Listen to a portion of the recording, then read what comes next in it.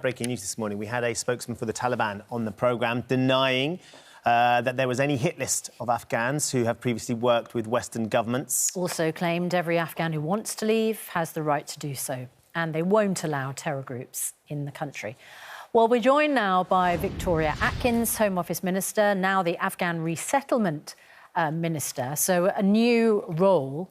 Ms Atkins, good morning to you. Good morning. How are we going to make sure that those who still want to, indeed need to leave Afghanistan, get here to the UK safely? Well, over the last 2 weeks, obviously, we have seen the largest ever evacuation in living memory. Some 15,000 people airlifted out of Kabul and brought to the UK. That's an extraordinary achievement on behalf of the military and officials who were able to make that happen. But we are now left with the situation that we are in. We have to work with what we have. And so I'm interested to hear the assurances of the person you had on earlier from the Taliban. But of course, we, the British government, and indeed the international community, will be judging them by their actions, not their words. Do you put any faith at all in those assurances? I mean, I think that our viewers would have been aghast as they listened to the Taliban spokesman say, look over here, everything's fine, don't look over there where the atrocities are happening. Because the fact of the matter is, we have now withdrawn from Afghanistan. We have left this country where we've had a presence for 20 years in the hands of this group. And therefore, we have to negotiate with them. We understand British officials have opened talks with the Taliban. You have to believe, to a certain extent, what they're saying, don't you? Well, as I say, we will judge them by their actions. Overnight, Sir Simon Gass, who is the Prime Minister's Special Envoy, has flown to Doha to enter into discussions with senior figures within the Taliban. In addition, of course, we have the Foreign Office in negotiations and discussions with third countries in the region so that we're able to facilitate safe access where we can, safe evacuations where we can. And then here in the UK, I'm very proud to have been asked by the Prime Minister to ensure that the welcome that we give to Afghans who have been flown here so far, but who we also hope to welcome in the future, is as warm as possible, and that we're integrating Afghan people into our communities. OK, of course. But what happens, Victoria Atkins, what happens if they don't? What happens if they don't allow safe passage?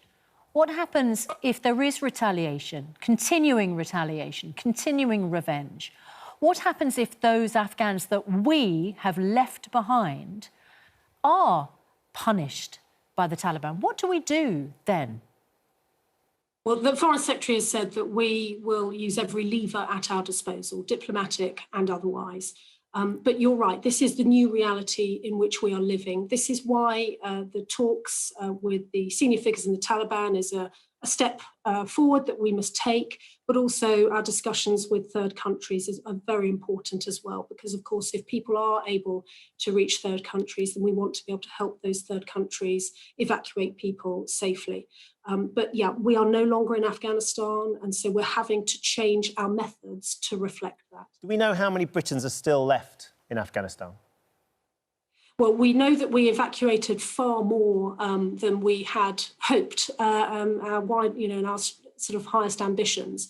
But we know that there are a few hundred, low hundreds of British nationals left in Afghanistan. Some of them are, for example, very brave journalists who are remaining in the country, and we're seeing their reports on our television screens in the news. But we know that there are, we think, a few hundred British nationals. A few hundred British nationals left. And there are also, of course, a lot of people that the British government will grant safe passage to the UK as well. Interpreters, people who've worked with foreign governments over there, people who feel like their lives are at risk and they can get the required permissions to come. The difficulty is, of course, until we can set up this crisis response teams that are on the other countries bordering Afghanistan, and as Susanna said, we still don't know, despite what the Taliban spokesman said, which was we will allow safe passage for those people wanting to leave. until we get them set up, what are they supposed to do in the meantime? Well, you're absolutely right about the important work that is going on in third countries in the region. But also, of course, we have, as I say, we have managed to evacuate far, far more of the people that we wanted to help, who've done right by us, who've worked with the British Army over 2 decades. Yeah. We've managed to evacuate the many evacuation, as you say, exceeded all expectations, but there are still hundreds, if not thousands, that are desperately trying to get out because they fear for their lives. And this is the scheme that we are in the process of setting up at pace here in the UK, because we want to very much replicate the success of the Syrian resettlement scheme, which ran over 5 years and it was widely regarded as a success. We want to replicate that, but make important changes to reflect the situation in Afghanistan. For example, we have some 10,000 people in quarantine hotels at the moment who will be coming out of quarantine, and we need to get into housing.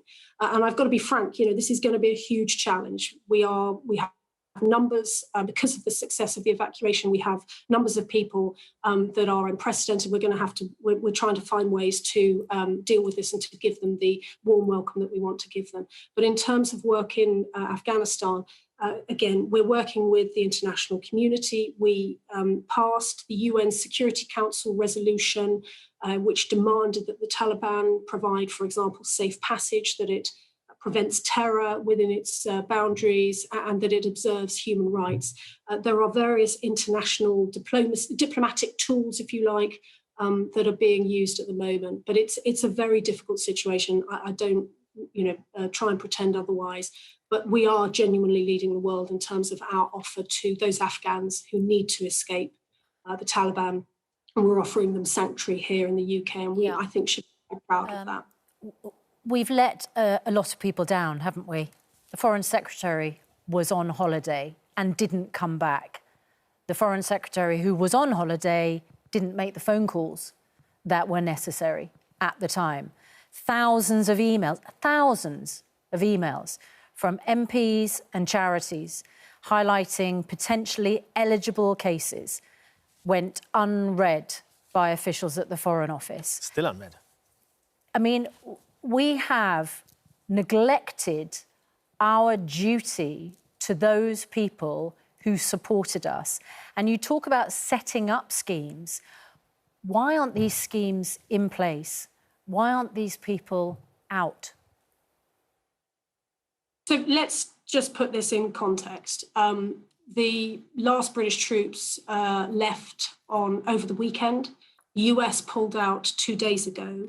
And I'm here today to talk about the fact that of the 8,000 Arab translators, drivers, security guards, the people who helped the British Army over the last 2 decades, of those 8,000 people, as well as the people we have evacuated out of Afghanistan since April, because this scheme has been running since April.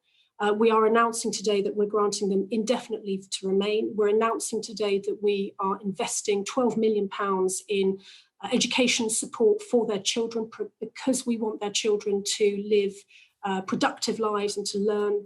That doesn't help the people who we've left behind. But in terms of the challenge about timing, we are working at enormous speed. And this is a huge task. As I say, we've got 10,000 people in hotels that we will be accommodating over the coming days as they're released from quarantine. So it will take time to set these up, but we are working as hard as we can. I mean, here at the Home Office, we've had hundreds of people staffing the helpline that we set up for the most vulnerable Afghans. We have, as I say, evacuated 15,000 people out of Afghanistan in the last 2 weeks. That's an extraordinary achievement. And we now need to complete the task.